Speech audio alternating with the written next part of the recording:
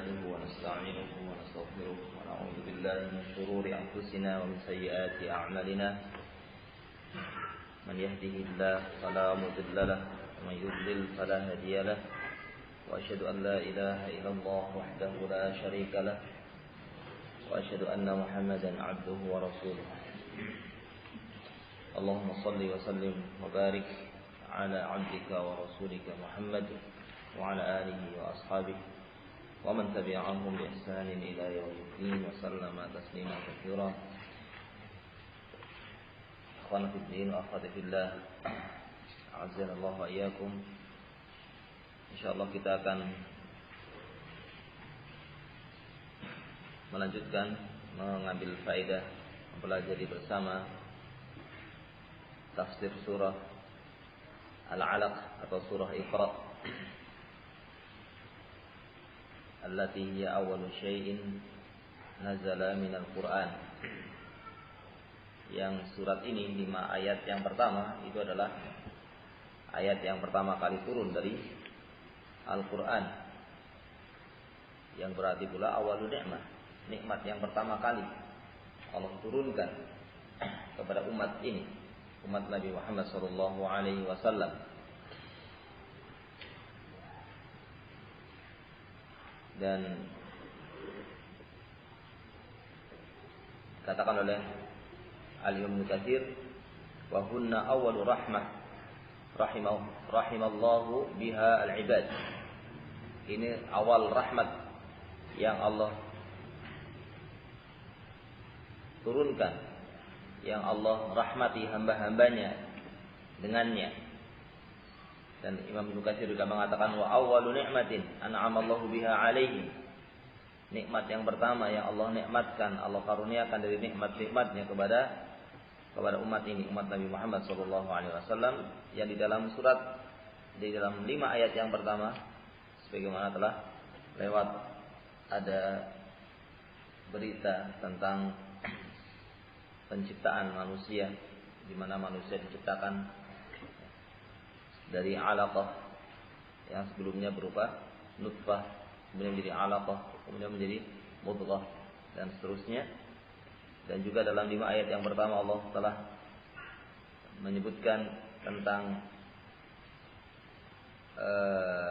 kemuliaan, Allah memuliakan hamba-hambanya. Iqra wa rabbukal akram, masalah, dan Rabbmu adalah al-akram, yang sangat banyak, paling banyak, paling mulia, paling banyak kebaikannya.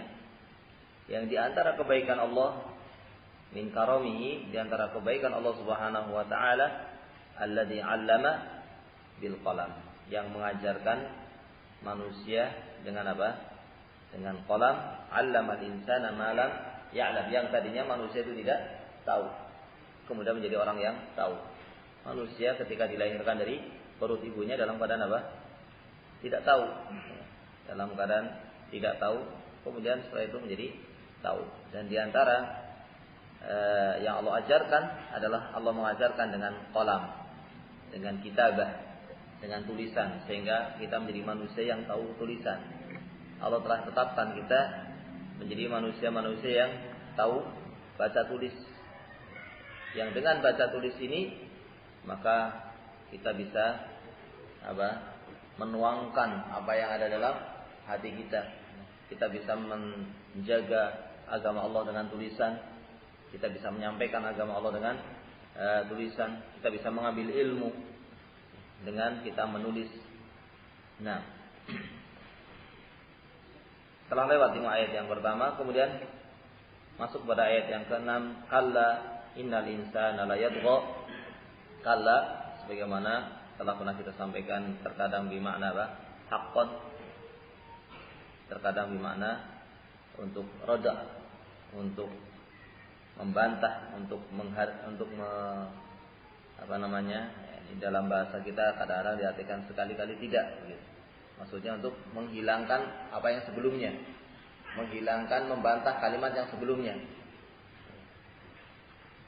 Dan dalam ayat ini sebelumnya tidak ada yang perlu dihilangkan, tidak ada hal-hal yang bertentangan, ya, yang harus dihilangkan dengan kalimat kalla. Kalla innal insana la yatgha. Oleh karena itu sebagian para ulama mengatakan kalla di sini bermakna haqqan. Sungguh-sungguh manusia itu, jenis manusia itu la yatgha. Sungguh-sungguh jenis manusia itu adalah orang-orang yang melampaui batas. Namun ada juga yang mengatakan kalla di sini untuk radha, untuk membantah dari siyak kalam. Dari siyak kalam, dari kalam yang berikutnya nampak bahwasanya ini juga bisa untuk radha atau untuk zajr. Jangan menjadi orang yang melampaui batas. Janganlah engkau menjadi orang yang melampaui batas seperti manusia-manusia yang lainnya yang melampaui batas. Siapa yang melampaui batas? Mereka adalah orang yang ar-ra'ahus taghna. Ketika melihat dirinya itu sudah kecukupan. Dikatakan oleh Alim Ibnu Katsir, yukhbiru ta'ala 'anil insan annahu dzu farah wa ashar wa batar wa tughyan. Manusia itu memiliki sifat sombong, memiliki sifat melampaui batas. Terutama karena kejahilannya, karena kebodohannya. Ketika idza ra'a nafsahu qad istaghna wa kathura maluhu, katakan begitu oleh Ibnu Katsir. Kalau dirinya melihat, orang itu telah melihat pada dirinya sudah kecukupan, merasa dirinya sudah tercukupi. Tapi kalau sudah melihat, artinya di sini bukan tercelanya pada bentuk kayanya, bukan karena kekayaan menjadi tercela orang, tidak. Tapi yang di sini yang menjadi sebab adalah ketika orang itu telah melihat pada dirinya dengan kekayaan, melihat pada dirinya sudah kecukupan. Sehingga dia tidak lagi menyandarkan kepada Allah Subhanahu wa taala, sudah merasa cukup dengan dirinya. Sudah merasa cukup dengan apa yang ada pada dirinya. Dari kemampuan yang ada pada dirinya, terutama di sini dengan harta yang banyak yang ada pada dirinya, sehingga dia lupa kepada Allah Subhanahu wa taala. Ini bukan semata-mata menunjukkan tidak baiknya kekayaan, bukan. Tidak semua orang kaya seperti itu. Tapi orang kaya yang merasa dirinya sudah cukup dengan kekayaannya dan lupa dengan Allah Subhanahu wa taala. Kalau sudah merasa tercukupi, merasa dirinya itu merasa cukup karena sebab hartanya yang banyak, kemudian dia lupa dengan Allah dan merasa bisa menangani sendiri, bisa melakukan apa yang dia inginkan dengan hartanya. Yang seperti ini orang itu akan melampaui batas. Nah, sehingga dia akan lupa dengan hari pembalasan, lupa dengan atau tidak mau menerima kebenaran, atau bahkan dia setelah tahu kebenaran dia tinggalkan. Setelah dia mendapatkan hidayah, dia tinggalkan hidayah tadi. Dan bahkan dia mengajak orang untuk meninggalkan hidayah, untuk meninggalkan jalan yang benar. Dia tinggalkan jalan yang benar setelah dia diberi hidayah oleh Allah Subhanahu wa taala, atau bahkan dia mengajak orang lain untuk meninggalkan jalan yang benar. Kemudian Allah mengancam dengan memberikan nasihat. Tapi bentuknya adalah mengancam. Tapi ini nasihat, tapi untuk mengancam. Inna ila rabbika ruj'a. Sesungguhnya kepada Rabbmu tempat kembali. Ilallahil masir, ilallahil marja. Sayuhasibuk ala malika min aina jama'tah wa fima saraqtah. Manusia itu akan kembali. Engkau akan kembali kepada Allah. Engkau akan ditanya tentang hartamu. Engkau akan ditanya tentang dari mana kamu mendapatkannya, untuk apa kamu menggunakannya. Jangan kemudian melampaui batas. Jangan kemudian meninggalkan al-haq. Jangan kemudian meninggalkan hidayah.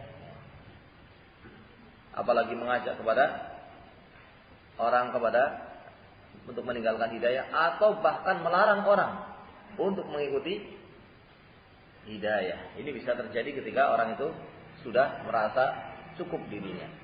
Makanya Allah kemudian menjelaskan ayat berikutnya, ara'aital ladzi yanha. Ara'aital ladzi yanha. Nah, yani akhbirni, beritakan kepadaku, alladzi yanha, orang yang melarang. Karena melampaui batas, akhirnya bukan saja dia tidak menerima kebenaran, bukan saja dia meninggalkan kebenaran, bukan saja dia mengajak orang untuk meninggalkan kebenaran, bahkan dia melarang orang untuk melakukan kebenaran. Ara'aital ladzi yanha. Tidakkah kamu tahu orang yang melarang? Melarang apa? Abdan idza shalla. Melarang seorang hamba yang salat. Ara'aita in kana 'alal huda. Bagaimana? Tahukah engkau bagaimana seandainya yang dilarang itu adalah orang yang benar? Di atas kebenaran tapi malah dilarang untuk melakukan kebenaran. Au amara bittaqwa. Bagaimana kalau orang yang dilarang oleh dia adalah orang yang memerintahkan kepada ketakwaan? Ini orang, seandainya orang itu tidak di atas hidayah, tidak sombong dengan kebenaran, tidak mau menerima kebenaran, yang ini bisa ketika seorang tadi diantaranya ketika orang itu merasa dirinya sudah cukup dengan dirinya, merasa dirinya itu dengan kekayaannya, dengan hartanya sudah bisa menyelesaikan segalanya, sehingga lupa dengan Allah Subhanahu wa taala. Ini bisa membuat orang sombong, tidak menerima kebenaran. Bahkan di sini digambarkan dengan orang yang bukan hanya tidak menerima kebenaran, tapi bahkan melarang orang yang sholat, melarang orang yang di atas kebenaran, mencegah orang untuk melakukan kebenaran, atau amara bittaqwa, atau mencegah orang yang dia itu memerintahkan orang untuk bertakwa. Ara'aita in kadzdzaba wa tawalla. Dan bagaimana kalau seandainya yang melarang ini adalah orang yang pendusta, yang berpaling dari kebenaran. Ayat ini, ikhwan fillah, azanallahu wa iyyakum, dikatakan oleh Al-Imam Ibnu Katsir. Tsumma qala ta'ala ara'aita alladhi yanha 'abdan idza shalla nazalat fi Abi Jahl la'anahullah. Turunnya ayat ini kepada Abu Jahal. Ayat ini, tidakkah engkau tahu orang yang melarang seorang hamba yang salat? Ini turunnya kepada Abu Jahal, yang itu Fir'aun hadhil ummah, Fir'aunnya umat ini. Tawa'ad Nabi sallallahu alaihi wasallam ala shalah 'indal bait, yang mengancam, melarang Nabi untuk salat. Melarang Nabi kalau mau salat di Ka'bah. Maka apa? Fawa'adahu Allah Ta'ala billati hiya ahsan awalan. Allah menasihati dengan mengingatkan dengan apa? Dengan cara yang baik pertama kalinya. Dengan sebatas mengatakan ara'aita in kana 'alal huda. Tahukah engkau apabila orang yang engkau larang itu adalah orang yang berada di atas hidayah. Orang yang di atas kebenaran malah kamu salahkan. Kamu larang untuk mengikuti kebenaran. Kamu larang dia untuk berjalan di atas kebenaran. Fama dhannuka in kana hadha alladhi tanhahu 'ala tariqil mustaqimah fi fi'lihi. Bagaimana seandainya yang kamu larang itu adalah orang yang benar, orang yang baik, orang yang melakukan kebenaran di jalan yang lurus. Au amara bittaqwa, atau dia dengan lesannya melarang, mengingatkan untuk bertakwa. Wa anta tusjiruhu wa tatawa'adahu 'ala salati, sementara engkau justru menghardiknya, sementara engkau justru menghalang-halangi orang untuk berbuat kebenaran. Kemudian kemudian dikatakan oleh Ibnu Katsir, wa lihada qala alam ya'lam bi anna Allah yara. Apakah dia tidak tahu kalau Allah itu melihat apa yang dia lakukan?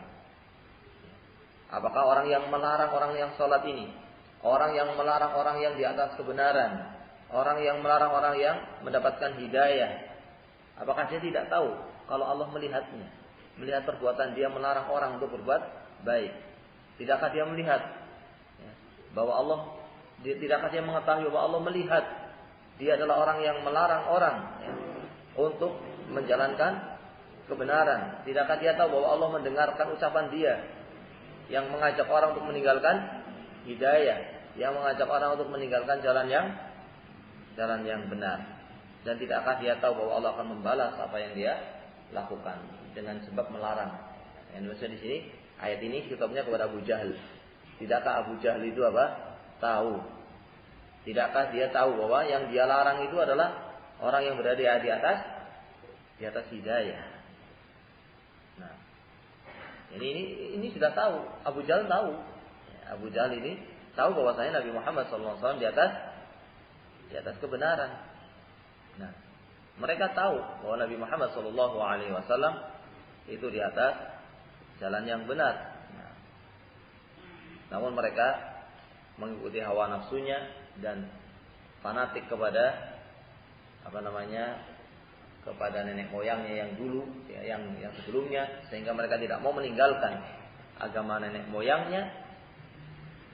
Bukan hanya tidak mau meninggalkan, bahkan melarang orang yang menjalankan kebenaran. Fanatiknya kepada nenek moyangnya, itu sampai dia itu mencegah orang, sampai Abu Jahal melarang Nabi Muhammad SAW untuk sholat. Maka Allah turunkan ayat ini. Disebutkan di sini oleh Ibnu Katsir. Tsumma qala ta'ala mutawa'idan mutahaddidan. Kemudian setelah Allah mengingatkan Abu Jahal dengan cara yang lembut, ya.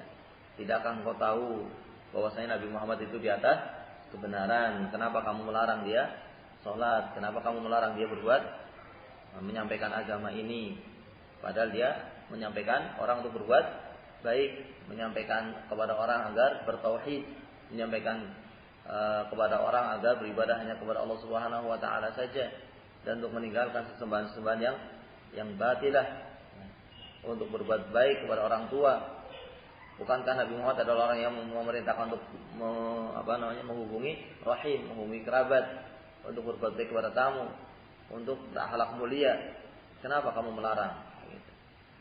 Namun tetap saja melakukan itu. Kemudian Allah menyatakan dengan lebih keras lagi, summa qala ta'ala mutawa'idan mutahaddidan kalla la illam yantahi, la, seandainya kamu tidak menghentikan, seandainya dia Abu Jahal itu tidak menghentikan perbuatannya, la illam yarji amma huwa fihi minasyiqaq wal inad, kalau dia tidak meninggalkan apa yang dia lakukan kepada Nabi Muhammad dari menyakiti, dari menghalangi, lanas fa'an bin nasiyah, sungguh akan kami cabut ubun-ubunnya.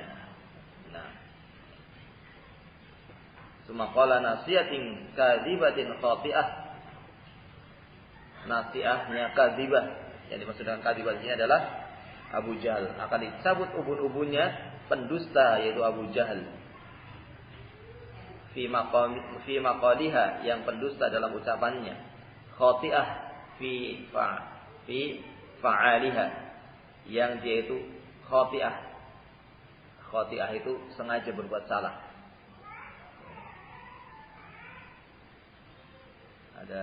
Ada dua kalimat apa? Khati'ah sama apa? Khati' sama mukhti, tidak salah. Ya, bedanya satunya sengaja. Ini menggunakan kalimat khati'ah. Saya lupa satunya, mungkin mukhti. Tapi yang jelas kalau khati'ah ini yata'ammad fil khata'. Sengaja dia berbuat salah. Abu Jahal ini adalah orang yang sengaja berbuat salah. Dikatakan nasiyatin kadzibatin khati'atin. Akan kami cabut ubun-ubunnya, yaitu ubun-ubunnya sang pendusta yang khati'ah, yang sengaja berbuat salah.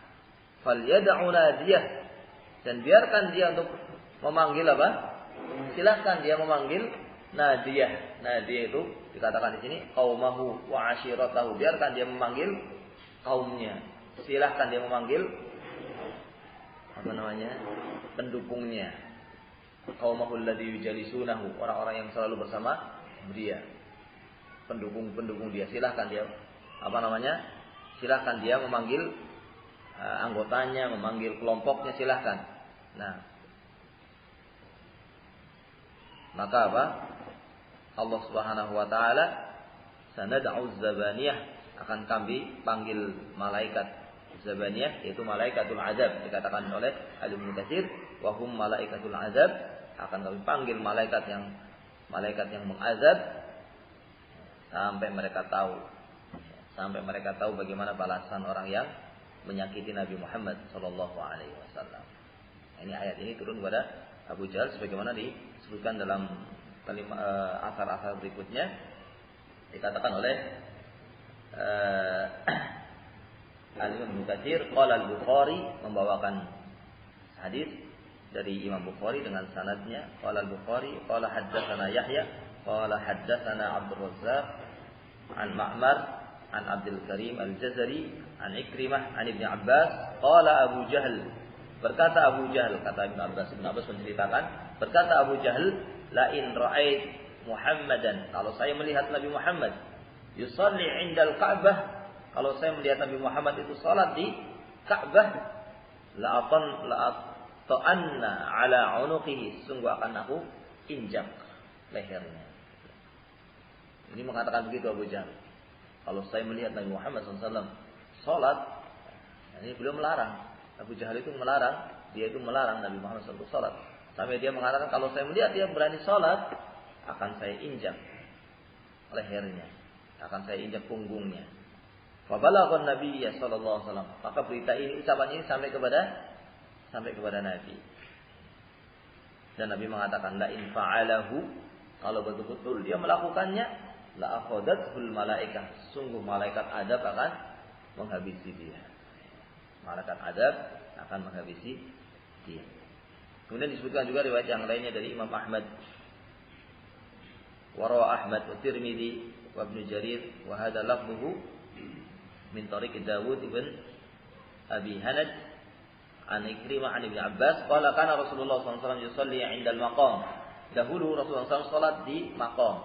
Maqam itu dekat maqam Ibrahim, dekat Ka'bah. Salat di situ.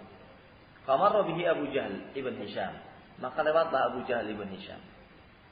Faqala ya Muhammad, kemudian mengatakan kepada Muhammad, wahai Muhammad, ya Muhammad, alam anhaka an hadza, bukankah aku sudah larang kamu untuk salat di tempat ini? Kemudian mengancamnya, wa tawa'adahu, kemudian mengancam, kalau kamu lakukan lagi awas, gitu lah, barangkali gitu kalimatnya. Fa akhlada lahu, mengancam, menyakit, menghadik dan menakut-nakuti Rasulullah SAW.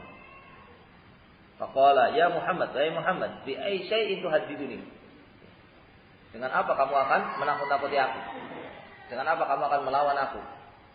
Kalau kamu tetap melakukan seperti itu, apa yang kamu bisa lakukan kalau kamu tidak mengindahkan ucapanku untuk jangan sholat di tempat ini? Kemudian Nabi mengatakan, kemudian Abu Jahal mengatakan, amma wallahi inni la aktsaru hadzal wadi nadiyan, tidakkah kamu tahu, sungguh demi Allah, saya adalah orang yang paling banyak pengikutnya. Saya adalah orang yang paling banyak pengikutnya di daerah ini. Saya paling banyak pendukungnya. Kamu kok berani-beraninya tidak mau mengindahkan? Kenapa kamu sampai berani melanggar ucapan saya? Sudah saya larang kamu jangan sholat di sini. Memangnya kamu punya apa? Punya kekuatan apa? Maka turunlah fa anzalallah falyad'u nadiyah. Maka turunlah ayat ini. Falyad'u nadiyah. Biarkan dia memanggil kaumnya. Silahkan dia memanggil seluruh pengikut-pengikut dia. Sanad'u zabaniyah, akan kami panggil malaikat zabaniyah. Nah,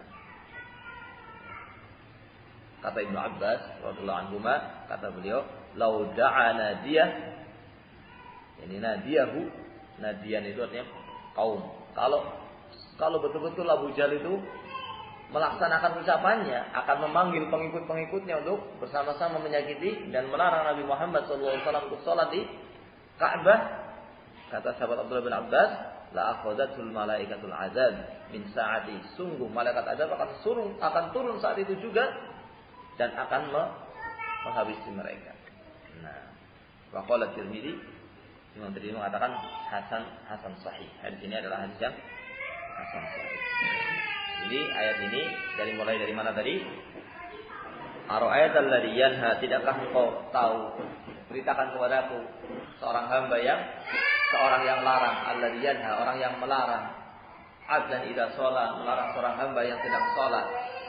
Ara'aita in kana 'alal huda, tidakkah dia tahu, padahal dia sudah tahu yang dia larang itu adalah orang yang di atas kebenaran.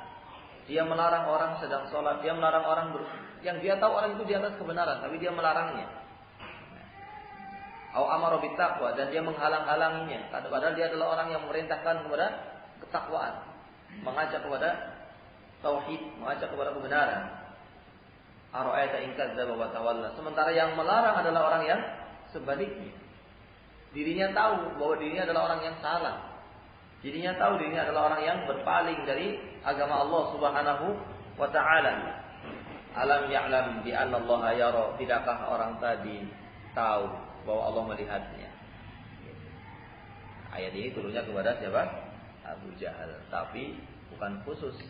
Meskipun turunnya itu kepada Abu Jahal, tapi ayat ini faedahnya umum untuk siapa saja yang serupa dengan Abu Jahal.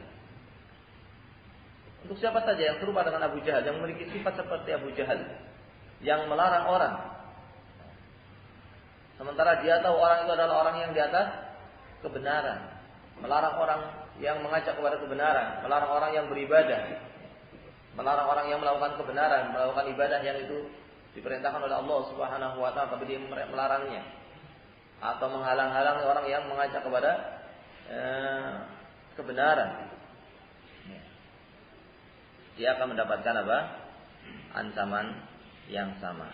Meskipun turunnya kepada Abu Jahal, tetapi hukumnya meliputi yang lainnya. Semuanya, siapa saja yang memiliki sifat-sifat yang sama dengan sifat-sifatnya Abu Jahal yang merupakan Fir'aun umat ini, maka dia harus tahu, alam ya'lam bi anna Allah yara. Dia harus tahu bahwa Allah melihat. Jangan disangka apa yang dia lakukan dengan menghalang-halangi, dengan melarang, dengan berbagai upaya apa saja, secara langsung atau tidak langsung, jangan dianggap dia itu tidak diawasi oleh Allah Subhanahu wa taala. Yang melarang orang itu melarang sesuatu hal yang itu merupakan kebaikan, melarang kegiatan yang baik, melarang kegiatan yang itu merupakan kebenaran, kegiatan-kegiatan yang diridhoi oleh Allah Subhanahu wa taala. Dia melarangnya atau melakukan upaya-upaya untuk menghalanginya. Tidakkah dia tahu bahwa Allah melihatnya? Kalla la illam yantahi lanasfa'an bin nasiyah.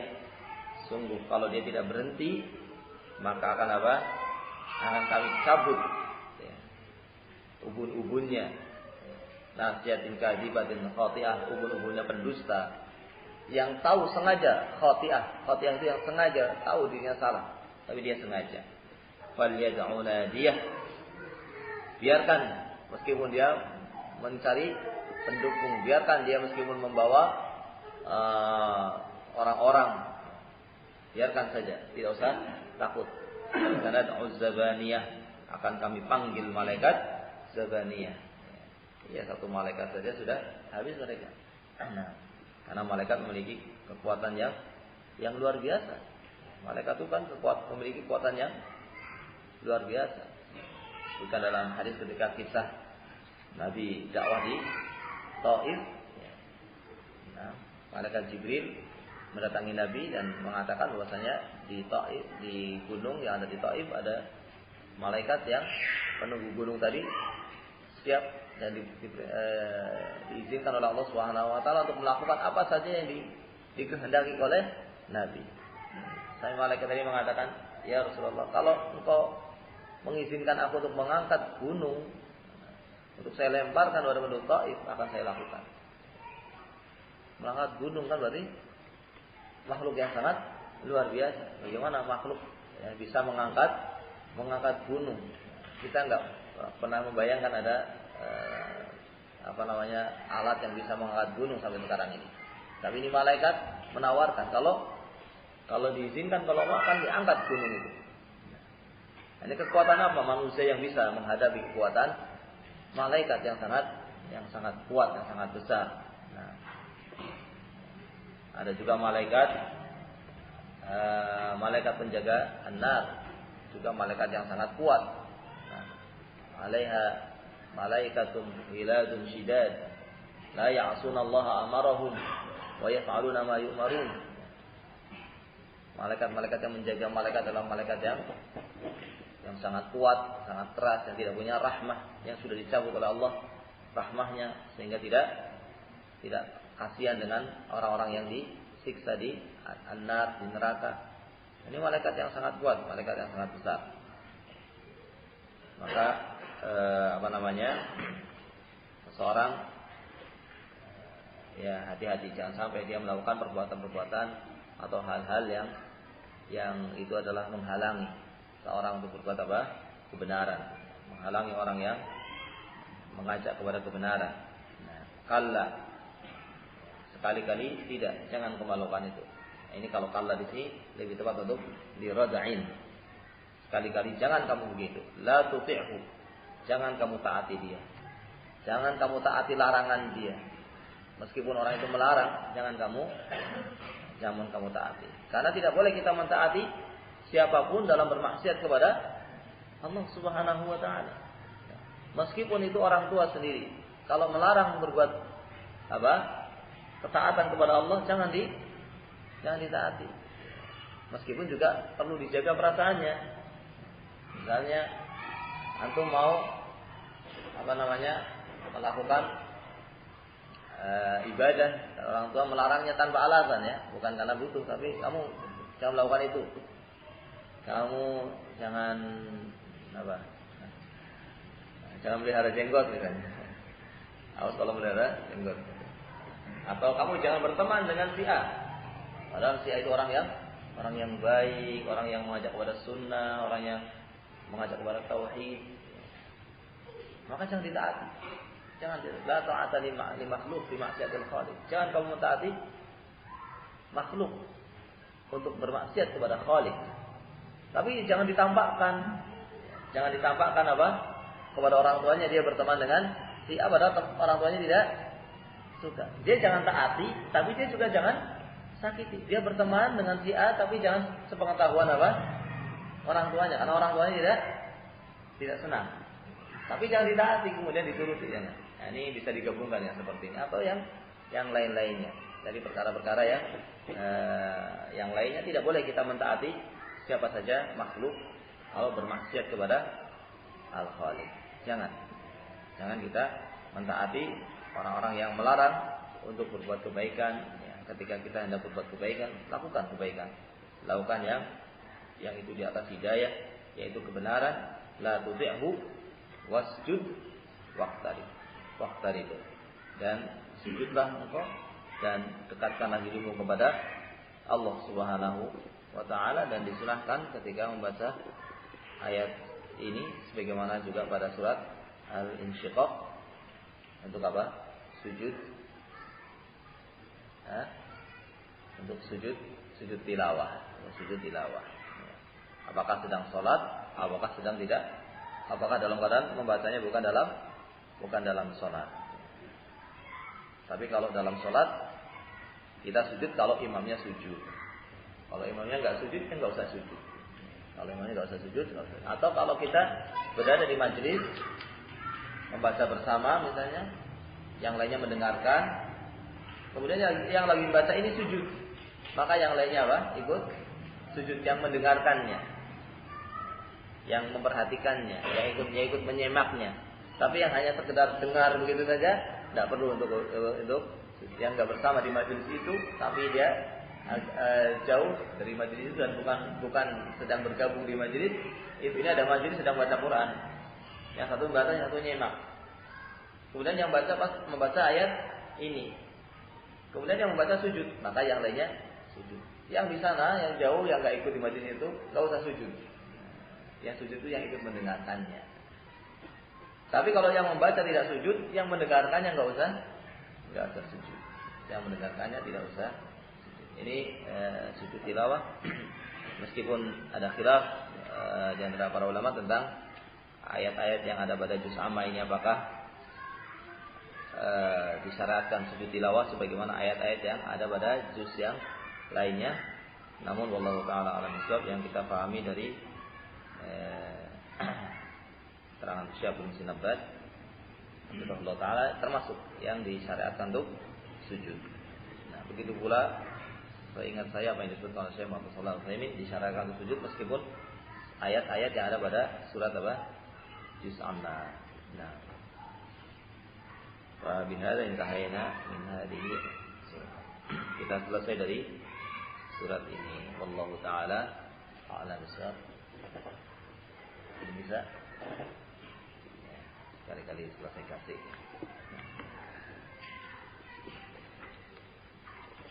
Berikutnya surat Al-Qadar.